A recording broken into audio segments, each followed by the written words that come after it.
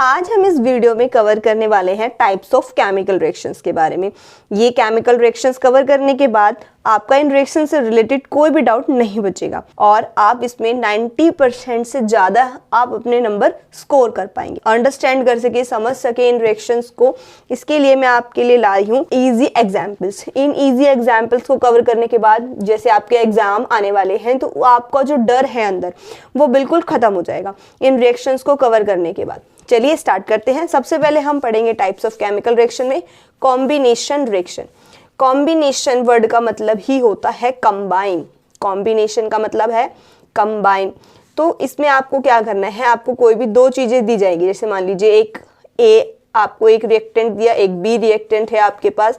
ये दोनों रिएक्टेंट आपस में रिएक्ट करके एक सिंगल रिएक्टेंट बना देते हैं, सिंगल एलिमेंट बना देते हैं, प्रोडक्ट देते हैं हमें सिंगल।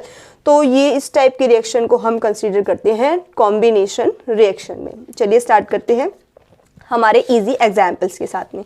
हमारा जो फर्स्ट एग्जाम्पल है वो है हमारे पास मैग्नीशियम। ये मैग्नीशियम जो है जब ऑक्सीजन के साथ रिएक्ट करता है, मैग्नीशियम रिबन जो होता है वो हमारा बहुत ज़्यादा रिएक्टिव होता है, इसे हम ओपन में नहीं रख सकते।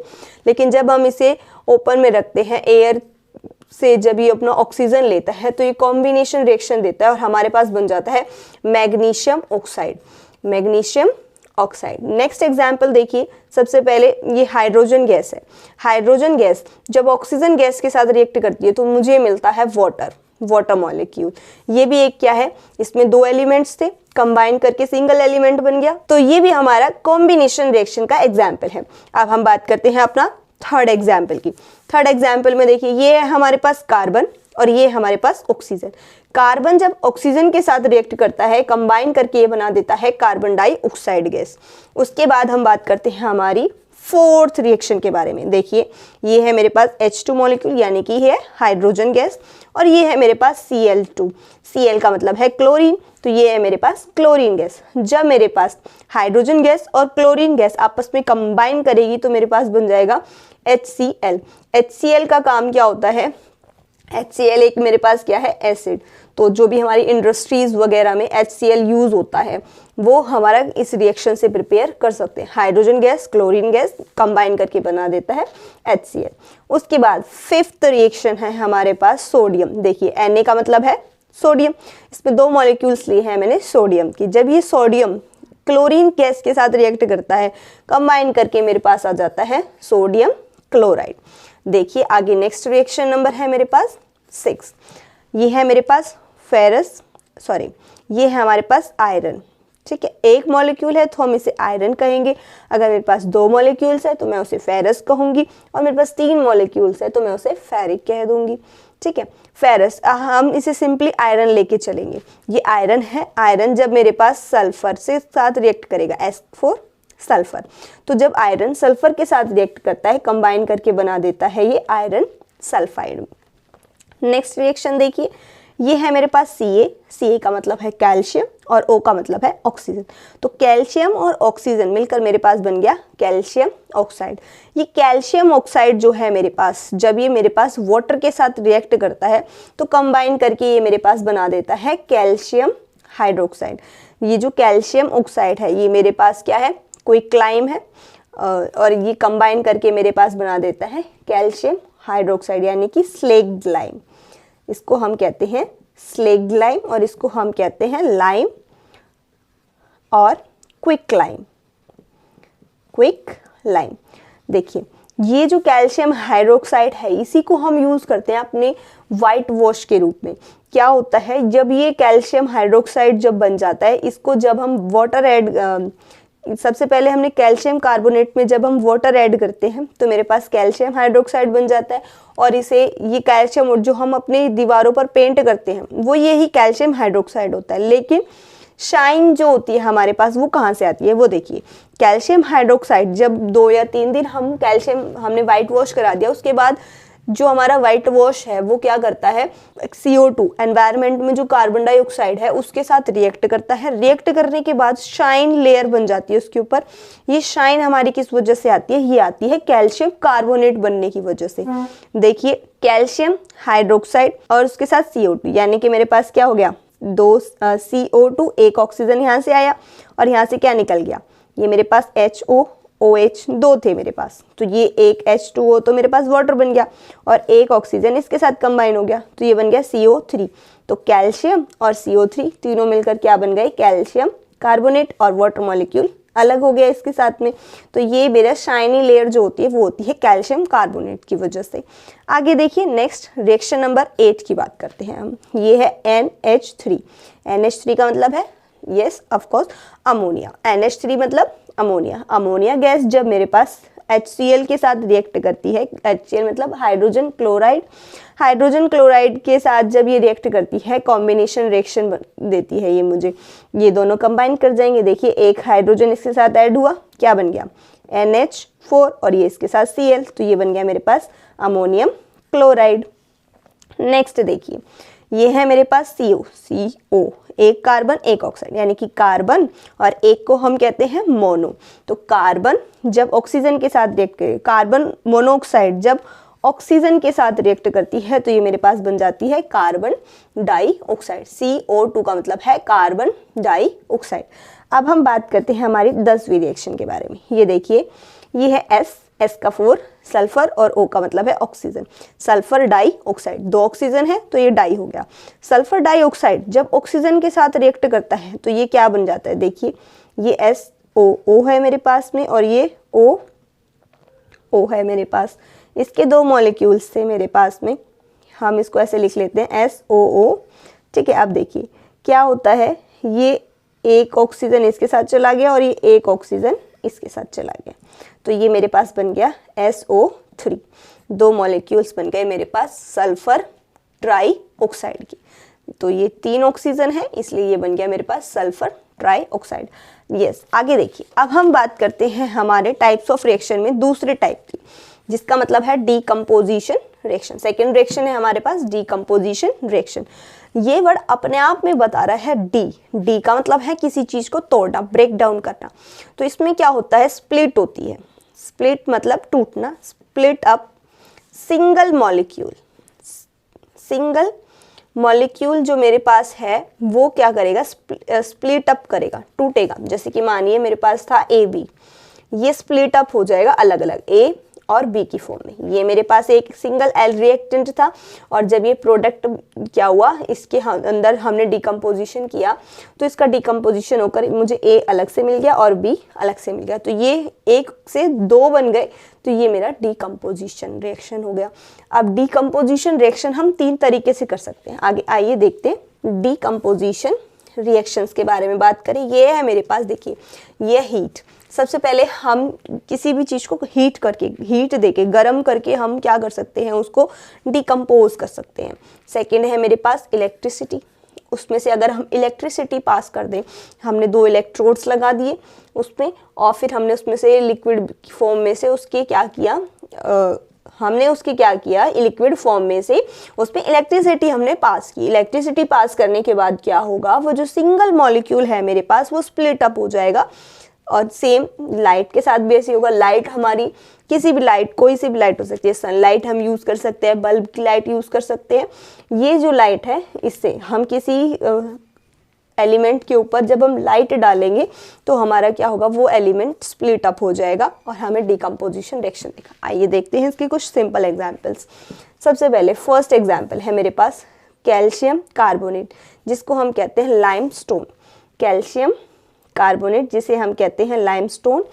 लाइमस्टोन को देखिए, ये लाइमस्टोन को जब हम गर्म करते हैं, हीट देते हैं उसको, तो मेरे पास बन जाता है कैल्शियम ऑक्साइड, जिसको हम कहते हैं लाइम या फिर क्विक लाइम। कैल्शियम, Ca का मतलब कैल्शियम, O का मतलब ऑक्साइड, कैल्शियम ऑक्साइड। और इसके साथ देखिए क्या हुआ मेरे पास, CaCOO था मेरे पास, OO3 है, 3 ऑक्सीजन है मेरे पास में। तो क्या हुआ, एक तो Ca और एक ऑक्सीजन इसके साथ चले गए और ये एक CO2 बन गया। तो ये यहाँ पे CO2 अलग हो गया और ये कैल्शियम ऑक्साइड अलग हो गया। तो ये मेरे पास बन गया कैल्शियम ऑक्साइड एंड CO2 यानी कि कार्बन डाइऑक्साइड। सेकेंड, अब हम बात करते हैं, सेकेंड रिएक्शन है मेरे पास। K का मतलब है पोटेशियम और Cl का मतलब है क्लोरीन और O3 का मतलब है ट्राइऑक्साइड। तो पोटेशियम क्लोरेट नाम है इसका।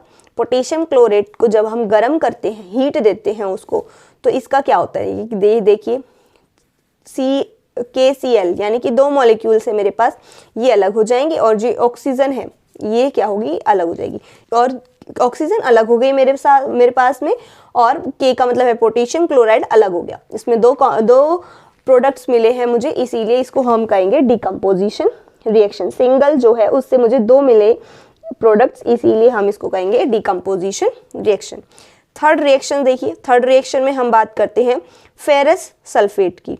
फेरस सल्फेट, इसके पास क्या है, 2 मॉलिक्यूल्स हैं, इसकी ऑक्सीडेशन स्टेट 2 है, इसीलिए हम इसको आयरन सेकेंड ऑक्साइड भी बोलते हैं। और ये जो है मेरे पास ग्रीन कलर में होता है, इसका कलर क्या होता है, फेरस सल्फेट का ग्रीन होता है। ये हमें कलर जो है कभी भी पूछ लेते हैं किसी भी क्वेश्चन में, 1 मार्क के क्वेश्चन में ये हमें काम आ जाता है, इसीलिए हम आगे बात करते हैं। देखिए फेरस सल्फेट की हम बात करें, इसको जब हम हीट देते हैं तो ये मेरे पास बन जाता है फेरिक ऑक्साइड। क्या होता है, देखिए इसमें से 2 निकलते हैं मेरे पास, एक तो SO2 निकल जाएगा और एक SO3 निकल जाएगा, सल्फर डाइऑक्साइड और सल्फर ट्राइऑक्साइड, और मेरे पास बच जाएगा फेरिक क्लोराइड। एक चीज और है, आप इसको बैलेंस करना ना भूलें, इसको रीअरेंज करके देखें अपना, ठीक है।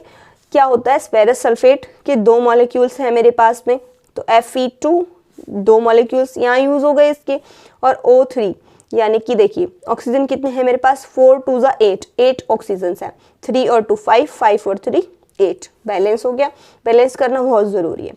ये जो मेरे पास पहले ग्रीन कलर का होता है, जब मैं इसको गर्म करती हूँ तो इसमें क्या होता है, ब्राउन कलर में ये चेंज हो जाता है, इसको ध्यान रखिएगा। फेरिक ऑक्साइड का कलर ब्राउन होता है और फेरस सल्फेट का कलर ग्रीन होता है। नेक्स्ट रिएक्शन देखते हैं, ये है मेरे पास Pb का मतलब है लेड, और NO3 का मतलब है नाइट्रेट, तो ये मेरे पास हो गया लेड नाइट्रेट। ये कलरलेस होता है, इसका कोई कलर नहीं होता, लेकिन जब हम इसको हीट करते हैं तो ये हीट जो है, ये वाली रिएक्शन जो है वो कैटलिस्टिक रिएक्शन है, कैटलिस्ट की ज़रूरत पड़ती है, और कैटलिस्ट के रूप में हम इसमें यूज़ करते हैं मैग्नीशियम डाइऑक्साइड को। कैटलिस्ट का मतलब होता है इसका इंक्रीज करने के लिए, रिएक्शन कैरी आउट करने के लिए कैटलिस्ट को ऐड करना पड़ेगा हमें इसमें। देखिए लेड नाइट्रेट है, लेड नाइट्रेट जब हीट हम इसको देते हैं तो इसका लेड ऑक्साइड बन जाता है जो कि येलो कलर का होता है, और ये इसके साथ जो हमारा नाइट्रोजन डाइऑक्साइड है ये ब्राउन फ्यूम्स में बाहर निकल जाता है गैस की फॉर्म में, और ऑक्सीजन भी गैस की फॉर्म में हमारा लिबरेट हो जाएगा, बाहर निकल जाएगा। नेक्स्ट हम बात करते हैं, जो हमारा सेकेंड टाइप है वो है हमारा बाय इलेक्ट्रिसिटी। बाय इलेक्ट्रिसिटी, अब हम डिकम्पोजिशन करेंगे वो हम करेंगे बाय इलेक्ट्रिसिटी से। देखिए हमने क्या किया, वाटर मॉलिक्यूल लिए, वाटर मॉलिक्यूल में से हमने इलेक्ट्रिसिटी पास की, तो क्या होगा, हाइड्रोजन गैस अलग इलेक्ट्रोड पर आ जाएगी और ऑक्सीजन गैस अलग इलेक्ट्रोड की तरफ लिबरेट हो जाएगी, ये दोनों अलग हो जाएंगे। सेकेंड रिएक्शन है नेक्स्ट मेरे पास में 6 रिएक्शन, इसमें क्या है, सोडियम क्लोराइड मोल्टन स्टेट में लेते हैं। मोल्टन स्टेट का मतलब है जो ना तो पूरा लिक्विड है ना ही पूरा का पूरा सॉलिड है, मोल्टन स्टेट कहेंगे हम उसको, जो बीच में होगा, ठीक है। ये जो मोल्टन स्टेट है इसकी सोडियम क्लोराइड की, इसमें से हम इलेक्ट्रिसिटी पास करेंगे तो क्या होगा, मेरे पास सोडियम अलग हो जाएगा एंड क्लोरीन अलग हो जाएगा। थर्ड रिएक्शन में देखिए ये है ammonium trioxide, 2 aluminium trioxide. Aluminium trioxide जो है ये मोल्टन स्टेट में है, मोल्टन स्टेट में से हम इसमें इलेक्ट्रिसिटी पास करेंगे। इलेक्ट्रोलाइसिस मोस्टली मोल्टन स्टेट में ही होता है। एल्यूमिनियम ट्राइऑक्साइड को जब हम इलेक्ट्रिसिटी पास करेंगे तो इसमें एल्यूमिनियम अलग हो जाएगी मेटल, और ऑक्साइड अलग हो जाएगा। ये जो मेटल्स है देखिए, इसमें सोडियम मेटल अलग हो गई, इसमें एल्यूमिनियम मेटल अलग होगी, इसमें सिल्वर मेटल अलग होगी। तो ये इलेक्ट्रोलाइसिस जो है मुझे ओर में से हमारी प्योर मेटल निकालने में भी मदद करती है, इसीलिए हम इसको यूज़ करते हैं। सिल्वर क्लोराइड का कलर मेरे पास वाइट होता है, इसमें से जब हम इलेक्ट्रिसिटी पास करते हैं तो ये सिल्वर ग्रेइश कलर में कन्वर्ट हो जाती है, सिल्वर कलर में हमें मिल जाएगी, उसको क्लोरीन गैस इससे अलग हो जाएगी। सिल्वर क्लोराइड की जब हम बात करते हैं, सेम सिल्वर क्लोराइड की रिएक्शन और सेम ब्रोमाइड की रिएक्शन भी सेम है। अगर मेरे पास सिल्वर ब्रोमाइड है, ये येलो कलर का होता है, जब इसमें से मैं लाइट पास करती हूँ तो ग्रेइश कलर का हो जाता है, ग्रेइश वाइट कलर का, और जो मेरे पास ब्रोमीन मिलेगा वो रेड एंड ब्राउन कलर का मिलेगा। उसके बाद डिकम्पोजिशन रिएक्शंस जो है वो हमारी एवरीडे लाइफ में, हमारी बॉडी के अंदर भी हमारे जो है डिकम्पोजिशन रिएक्शन होती है। देखिए क्या होता है, हमने जो खाना खाया, खाना हम खाते हैं उसमें क्या होता है, 2 चीज़ें होंगी, या तो हम स्टार्च लेंगे या फिर हम लेंगे प्रोटीन। जब हम स्टार्च वाला फूड खाते हैं तो उसमें से हमारी जो ऑक्सीजन है उसे तोड़कर सिंपल फॉर्म में बना देगी, तो जो सिंपल बनेगा वो क्या होता है, सिंपल ग्लूकोज बनेगा, और जो प्रोटीन हम खाते हैं वो डिकम्पोज होकर क्या बन जाएगा, अमीनो एसिड, जिसे हमारी बॉडी एब्जॉर्ब कर लेगी। अब हम बात करते हैं नेक्स्ट टाइप ऑफ रिएक्शन की, जो कि है डिस्प्लेसमेंट रिएक्शन। अब हम बात करते हैं डिस्प्लेसमेंट रिएक्शन की। डिस्प्लेसमेंट रिएक्शन देखिए, डिस्प्लेस मतलब अपने प्लेस से हटाना। ऐसी रिएक्शन जिसमें क्या होता है, दो टाइप की मेरे पास मेटल्स होती है, टू टाइप की मेटल्स क्या करेंगी। अब जैसे मान लीजिए ए और बी, ये एक मेरे पास मेटल का सॉल्यूशन है, इसमें मैंने तीसरी एक मेटल है और उसका सॉल्यूशन है, और ये मेरे पास दूसरी मेटल है। ये मेटल, इसमें क्या होगा, जो रिएक्टिव होगी, जैसे कि देखिए मान लीजिए अब दो स्ट्रॉन्ग पर्सन्स में लड़ाई हो रही है, तो जो ज़्यादा स्ट्रॉन्ग होगा वो क्या करेगा, इसको धक्का मार के बाहर कर देगा ग्राउंड से। तो वही होता है इसमें, ये वाली मेटल जो हम ऐड कर रहे हैं इसमें, वो क्या होती है, जो हमारी पहले वाली मेटल है उससे ज़्यादा रिएक्टिव होनी चाहिए। जो रिएक्टिविटी सीरीज है वो मैं आपको साइड में दिखाई दे रही होगी, रिएक्टिविटी सीरीज, उसके हिसाब से ही होता है कि कौन सी मेटल कितना रिएक्टिव है। देखिए ये इसके साथ कनेक्ट कर जाएगी और एक दूसरी मेटल को कर देगी बाहर। आइए इसके कुछ एग्जांपल्स देखते हैं हम। अब हम बात करते हैं डिस्प्लेसमेंट रिएक्शन की। डिस्प्लेस अपने प्लेस से हटाना। देखिए हमने एग्जाम्पल लिया है कॉपर सल्फेट का। Cu का मतलब है कॉपर और SOO4 का मतलब है सल्फेट। ये ब्लू कलर का होता है सॉल्यूशन। जब ये ब्लू कलर का सॉल्यूशन, जब जिंक मेटल इसके साथ हमने रिएक्ट करवाई, हमने क्या किया, एक सॉल्यूशन लिया, उसमें जिंक की स्ट्रिप डाल दी। जिंक की स्ट्रिप डालने के बाद क्या होगा, ये जो इसका सॉल्यूशन है इसका कलर चेंज हो जाएगा। पहले ये ब्लू सॉल्यूशन था, अब इसका कलर चेंज हो गया। सिल्वर जिंक ऐड होने की वजह से इसका कलर क्या होगा, ये कलर लेस हो गया सॉल्यूशन।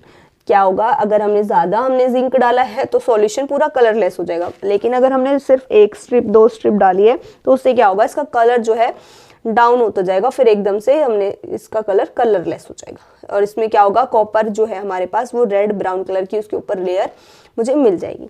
अब हम नेक्स्ट बात करते हैं कॉपर सल्फेट सॉल्यूशन। अगेन अगर हम इसके साथ आयरन जो है उसके साथ रिएक्ट करवाएं तो क्या होगा, देखिए क्या होगा, आयरन ज़्यादा रिएक्टिव है कॉपर से, तो आयरन इसके साथ जाके कनेक्ट कर जाएगी और सल्फेट जो है वो अलग हो जाएगा। तो मेरे पास पहले ब्लू सॉल्यूशन था, ये अब चेंज हो जाएगा ग्रीनिश सॉल्यूशन में, क्योंकि आयरन के साथ सल्फेट जब कंबाइन करेगा तो ये मेरे पास ग्रीन कलर का सॉल्यूशन देगा, और कॉपर जो है मेरे पास रेड ब्राउन कलर की होती है वो अलग हो जाएगी। सेम अगेन हमने क्या किया, ब्लू कलर का कॉपर सल्फेट सॉल्यूशन लिया, मैंने क्या किया, इसमें मैग्नीशियम मेटल डाली। ये मैग्नीशियम मेटल जो होती है वो सिल्वरी वाइट कलर की होती है। इस मैग्नीशियम जब सल्फेट के साथ रिएक्ट करेगी तो मेरे पास बन जाएगा मैग्नीशियम सल्फेट, और ये कॉपर क्या हो जाएगी मेरे पास अलग, ये रेड ब्राउन कलर की हो जाएगी। पहले ये सॉल्यूशन ब्लू कलर का था, अब ये सॉल्यूशन किस कलर का हो गया, कलरलेस हो गया। अब देखिए नेक्स्ट रिएक्शन की बात करते हैं। इसमें क्या है, कॉपर और क्लोराइड। कॉपर क्लोराइड जो है वो ग्रीन कलर का सॉल्यूशन है, हम इसके साथ हम रिएक्ट करवा रहे हैं इसको पीबी का मतलब है लेड के साथ हम इसको रिएक्ट करवा रहे हैं। ये होता है लेड मेरे पास ब्लूइश ग्रे कलर का, ये सॉलिड फॉर्म में होता है। एस का मतलब है सॉलिड, एक्वस, AQ का मतलब है एक्वस, L का मतलब लिक्विड और G का मतलब गैस। तो ये इसकी स्टेट दी होती है ब्रैकेट में, ये तो सभी को पता ही होगा। देखिए पीबी जो है मेरे पास सॉलिड फॉर्म में है और इसका कलर होता है ब्लूइश ग्रे कलर का। और ये जो सॉल्यूशन था इसमें हमने क्या किया, इसकी एक स्ट्रिप डाली। ये स्ट्रिप डालने के बाद क्या होगा, पीबी क्लोराइड के साथ रिएक्ट कर जाएगा और इसको कर देगा डिस्प्लेस। और जो ये कॉपर वाली मेटल है कम रिएक्टिव है, पीबी ज्यादा रिएक्टिव है, तो ये इसको क्या कर देगा, डिस्प्लेस कर देगा। नेक्स्ट रिएक्शन देखिए, ये है सिल्वर नाइट्रेट। सिल्वर नाइट्रेट में जब हम कॉपर ऐड करेंगे, सिल्वर जो होती है कम रिएक्टिव होती है एज कंपेयर कॉपर ज़्यादा रिएक्टिव है सिल्वर से, तो ये कॉपर क्या करेगी, नाइट्रेट के साथ कंबाइन करेगी और सिल्वर को बाहर फेंक देगी। तो ये जो हमारे पास सॉल्यूशन था ये किस में कन्वर्ट हो जाएगा, ब्लू कलर का सॉल्यूशन, कॉपर नाइट्रेट की वजह से, और सिल्वर मेटल मेरे पास अलग हो जाएगी। इसको मेथड को हम सिल्वर मेटल को निकालने के लिए भी यूज़ कर सकते हैं। आगे देखिए अब हम बात करते हैं, हमने क्या किया, ये आयरन लिया और इधर एक सॉल्यूशन लिया है HCl का, यानी कि HCl मतलब हाइड्रोजन क्लोराइड। ये जो हम आयरन लेंगे आयरन फिलिंग की फॉर्म में लेंगे, ठीक है। फिर ये क्या है, ये कंबाइन करेगा क्लोरीन के साथ में और ये हाइड्रोजन को कर देगा अलग, डिस्प्लेस कर देगा। तो ये मेरे पास फेरस क्लोराइड बन गया। आगे देखिए नेक्स्ट है मेरे पास मैग्नीशियम सल्फाइड की बात करते हैं हम। मैग्नीशियम सल्फाइड में क्या होता है, ये मेटल मैग्नीशियम क्लोरीन के साथ रिएक्ट करेगा और हाइड्रोजन को अलग से लिबरेट कर देगा, मेरे पास बन जाएगा मैग्नीशियम डाइक्लोराइड।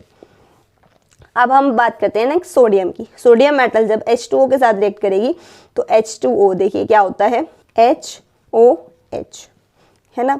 ये मेरे पास दो मॉलिक्यूल्स हैं HOH के, और ये सोडियम मेटल है। इसमें क्या होगा, दो हाइड्रोजन ऑक्साइड जो है इसके साथ कंबाइन करेंगे, दो, ये मेरे पास दो H बच गए, ये दो H यहाँ पर चले गए, ठीक है। तो ये मेरे पास बन गया सोडियम हाइड्रोक्साइड एक्वस फॉर्म में। सेम क्लोरीन की बात करते हैं। क्लोरीन ये क्या है, पोटेशियम आयोडाइड, और आयोडाइड क्या होगा, अलग चला जाएगा, और ये पोटेशियम जो है वो क्लोराइड के साथ रिएक्ट कर लेगा और ये बन जाएगा पोटेशियम क्लोराइड। नेक्स्ट हम बात करते हैं कॉपर ऑक्साइड की। कॉपर ऑक्साइड में जब हम मैग्नीशियम इसके साथ कनेक्ट करते हैं, मैग्नीशियम कॉपर से ज़्यादा रिएक्टिव है, तो क्या होगा, ये ऑक्सीजन के साथ कंबाइन करेगा और इसको कॉपर को कर देगा बाहर, रेड ब्राउन कलर का कॉपर बाहर हो जाएगा। उसके बाद ये जो हमारी लास्ट रिएक्शन है, देखिए फेरस ऑक्साइड की हम बात करें। फेरस ऑक्साइड एल्यूमिनियम के साथ रिएक्ट करेगा, एल्यूमिनियम ज़्यादा रिएक्टिव है, फेरस कम रिएक्टिव है।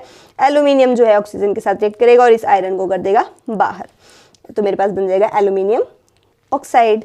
अब हम देखते हैं फोर्थ टाइप ऑफ रिएक्शन जो है डबल डिस्प्लेसमेंट। अभी हमने क्या देखा था, हमारे पास एक कंपाउंड था, उसके साथ एक मेटल जो है रिएक्ट कर रही थी, लेकिन अब क्या करेगी, मेटल एक्सचेंज करेगी। जैसे मान लीजिए A B है और C D है, तो A C के साथ चले गया और B D के साथ, तो मेरे पास बन गया AC प्लस BD। ये मेरे पास एक्सचेंज ऑफ मेटल्स हो जाएगा, सॉल्यूशन जो है वो बिल्कुल एक्सचेंज हो जाएगा। इसे हम कहेंगे डबल डिस्प्लेसमेंट रिएक्शन। इसमें क्या होगा, सॉल्यूशन एक्सचेंज हो जाएगा। आइए देखते हैं फर्स्ट। इसमें क्या है, हमारे पास एक सिल्वर मेटल है, एक सोडियम मेटल है। ये सोडियम मेटल जो है ये आपस में क्या करेंगे, ये आपस में क्या कर लेंगे, एक्सचेंज कर लेंगे। सोडियम जो है नाइट्रेट के साथ चला जाएगा और सिल्वर क्लोराइड के साथ चला जाएगा, तो ये मेरे पास बन गया silver chloride and sodium nitrate. आगे नेक्स्ट रिएक्शन देखिए, ये है Ba यानी कि बेरिलियम क्लोराइड, और ये है मेरे पास sodium sulphate. Sodium sulphate and beryllium chloride, तो ये बेरिलियम सल्फेट जो होता है वो व्हाइट PPT होता है मेरे पास में, और ये है मेरे पास सोडियम क्लोराइड। देखिए क्या हुआ इसमें, ये जो सोडियम है वो क्लोराइड के साथ चला गया और बेरिलियम सल्फेट के साथ चला गया, तो बेरिलियम सल्फेट के व्हाइट PPTs बन गए और सोडियम क्लोराइड के अलग से एक अलग प्रोडक्ट हमें मिल गया। अब हम बात करते हैं इसकी, देखिए ये कॉपर क्लोराइड बन गया मेरे पास में और बेरिलियम सल्फेट बन गया। अब नेक्स्ट हम बात करते हैं कॉपर सल्फेट और H2S की। H2SO4 बनेगा, यानी कि सल्फ्यूरिक एसिड बन गया मेरे पास में और कॉपर सल्फाइड बन गया मेरे पास में। अब हम नेक्स्ट रिएक्शन की बात करते हैं एल्यूमिनियम ट्राइक्लोराइड और अमोनियम हाइड्रोक्साइड। एल्यूमिनियम क्लोराइड जो है ये मेरे पास एल्यूमिनियम ट्राइक्लोराइड, ये इसमें क्या हो रहा है, देखिए ये मेरे पास OH है यानी कि हाइड्रोक्साइड है। एल्यूमिनियम जो है वो हाइड्रोक्साइड के साथ रिएक्ट कर गया और अमोनिया जो है क्लोराइड की, तो मेरे पास बन गया ammonium chloride and aluminium hydroxide.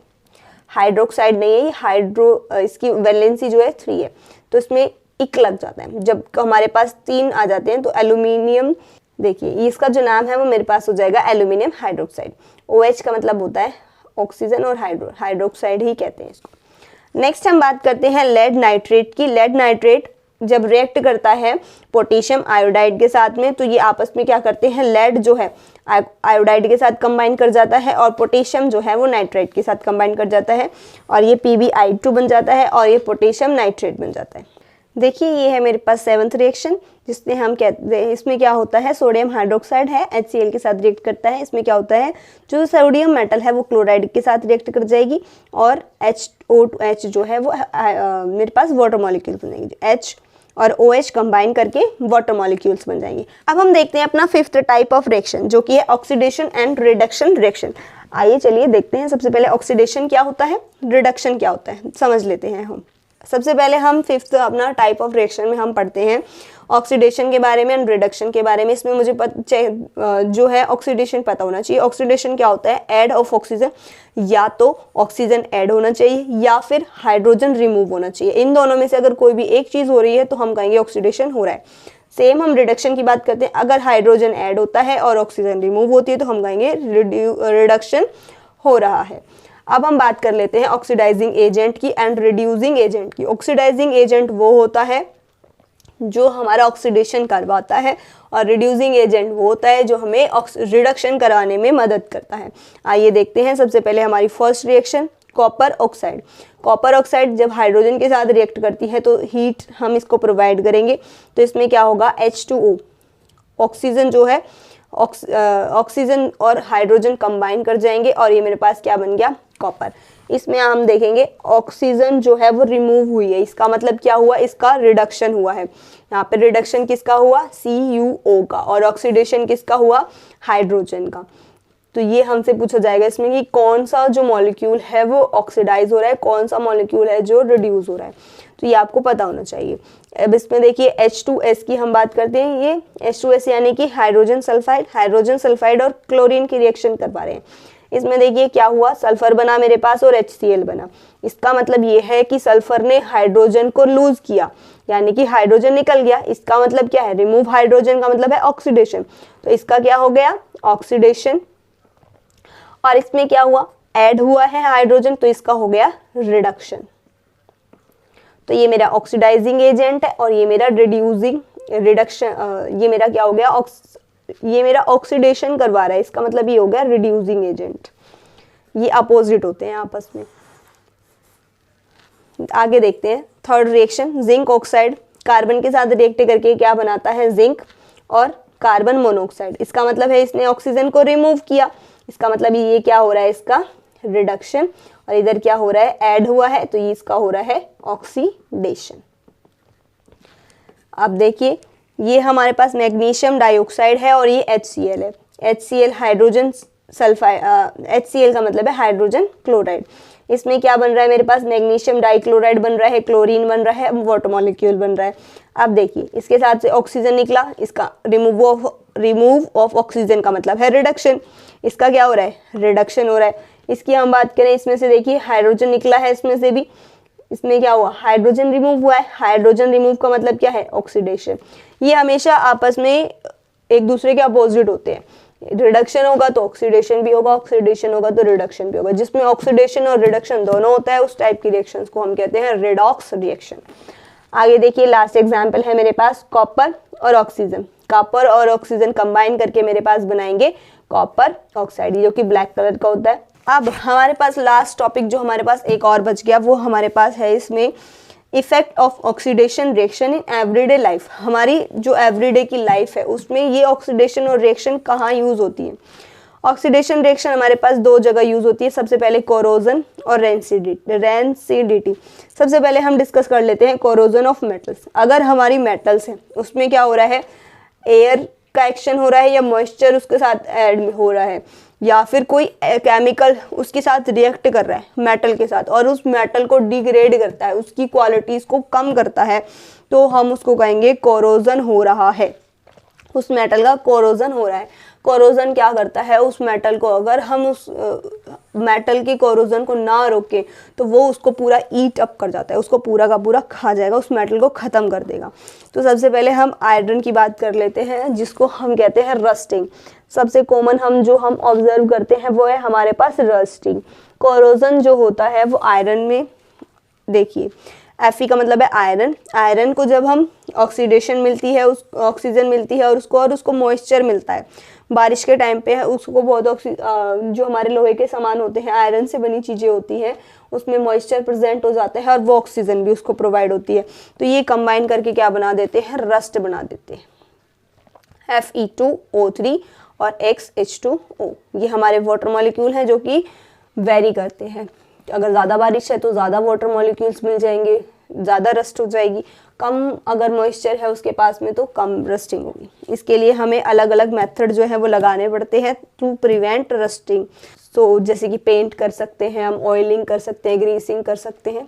आगे देखिए नेक्स्ट टॉपिक है हमारे पास रेंसिडिटी ऑफ फूड। ये भी हमारी ऑक्सीडेशन रिएक्शन है, रेंसिडिटी ऑफ फूड। आइए देखते हैं रेंसिडिटी क्या होता है। रेंसिडिटी जो होती है एक इस टाइप की कंडीशन होती है जो हमारे हवा में जो ऑक्सीजन होती है वो ऑक्सीजन हमारी कंबाइन करती है फैट और ऑयल से।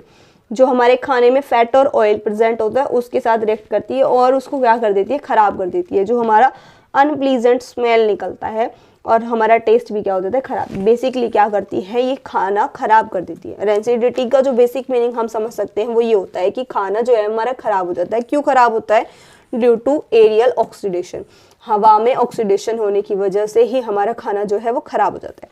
इसको रोकने के तरीके हैं, प्रिवेंशंस। देखिए सबसे पहले क्या करेंगे, हम एंटीऑक्सीडेंट ऑफ फूड यूज कर ले, उसके अंदर एंटीऑक्सीडेंट मटेरियल्स डाल दें। सेकेंड मेथड है मेरे पास पैकेजिंग, जो हमारा फूड है उसको पैक कर दें नाइट्रोजन गैस के साथ। हमारा जैसे चिप्स वगैरह जो हमारे पास आते हैं, हमारे फास्ट फूड वगैरह जो हमारे पैकेट्स में जो मिलते हैं, उसमें नाइट्रोजन गैस ऐड कर देते हैं, जिससे नाइट्रोजन गैस अनरिएक्टिव गैस होती है हमारी, बेसिकली ज़्यादा जल्दी से रिएक्ट नहीं करती। तो इसीलिए ये इसको हम क्या करते हैं, पैकेट्स में ऐड कर देते हैं, जो हमारा खाना ख़राब होने से बचाते हैं। नाइट्रोजन गैस बहुत जल्दी ख़राब नहीं होने देती खाने को।